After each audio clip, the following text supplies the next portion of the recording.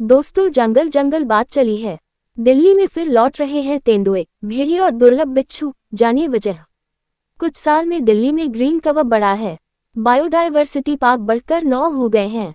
यमुना के किनारे भी रिवर फ्रंट प्रोजेक्ट के तहत ग्रीन स्पेस विकसित किए गए हैं। इन सब का असर राजधानी में दिखाई दे रहा है। बीते कुछ साल में जैव विविधता यहाँ बढ़ी है। कई ऐसी प्रजातियां दिल्ली में दिख रही हैं जो पहले राजधानी से दूर थीं। असोला में तेंदुओं का स्थायी ठिकाना। Asola Bhati wildlife sanctuary तेंदुओं का स्थायी ठिकाना है। 5 तेंदुओं की संख्या तो यहाँ सामने आ चुकी है।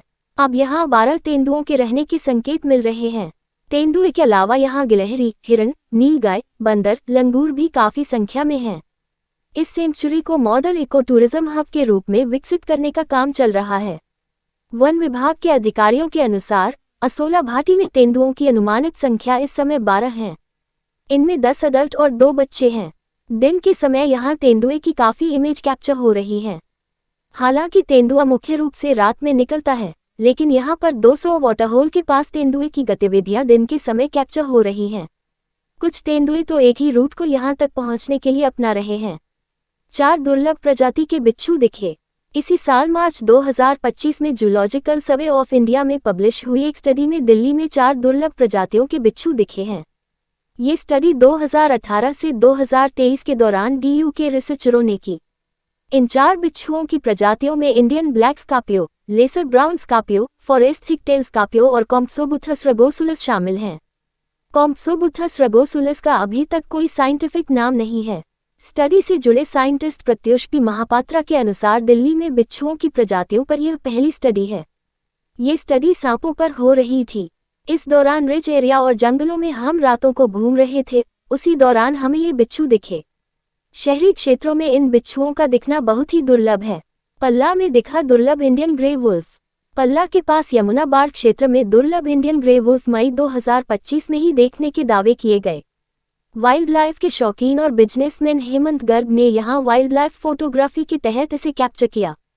19 मई 2025 को सुबह उन्होंने ग्रे कलर के फर वाले किसी जानवर को देखा।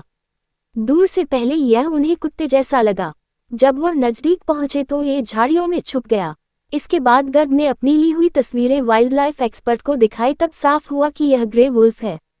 आधिकारिक तौर पर यह प्रजाति बीते 1 दशक से दिल्ली में नजर नहीं आई है। कई एक्सपर्ट्स ने तस्वीर के आधार पर माना कि यह इंडियन ग्रे वुल्फ है। हालांकि कुछ एक्सपर्ट कह रहे हैं कि तस्वीर वुल्फ की दिख रही है, लेकिन संभावना ये भी है कि वह हाइब्रिडाइजेशन डॉग हो। जेनेटिक टेस्टिंग के बिना कोई स्पष्ट तौर पर कुछ नहीं कह सकता। हालांकि संभावना ये भी जताई जा रही है कि भेड़िया उत्तर प्रदेश या राजस्थान से नदी के किनारे चलते हुए दिल्ली में आ गया होगा। एक्सपर्ट्स ने अनुसार तस्वीर में जॉलाइन के आधार पर इस जानवर को भेड़िया माना जा सकता है। कुत्तों की ऐसी जॉलाइन नहीं होती। फॉरेस्टर GN सिन्हा के 2014 के पब्लिकेशन के मुताबिक 1940 से राजधानी में भेड़िया नजर नहीं आया है। दिल्ली में पहली बार दिखा रॉटन फ्री टेल्ड बैट। 2024 में राजधानी में दुर्लभ प्रजाति का चमगादड़ रॉटन फ्री टेल्ड बैट दिखाई दिया था। राजधानी समेत उत्तर भारत में इस प्रजाति का चमगादड़ पहली बार दिखा है। 12 प्रजातियों के चमगादड़ दिल्ली में दिखते हैं। इनमें से 4 लंबे समय से नहीं दिखे हैं और उन्हें इस क्षेत्र के लिए विलुप्त माना जाता है। बायोडायवर्सिटी एक्सपर्ट फयाज खुदसर ने बताया कि यह न सिर्फ दिल्ली NCR बल्कि उत्तरी भारत में बीते काफी सालों से नहीं दिखा था। यमुना बायोडायवर्सिटी पार्क में फील्ड विजिट के दौरान इसे देखा गया। यह एक पेड़ पर था और इसकी फोटोग्राफ ली गई।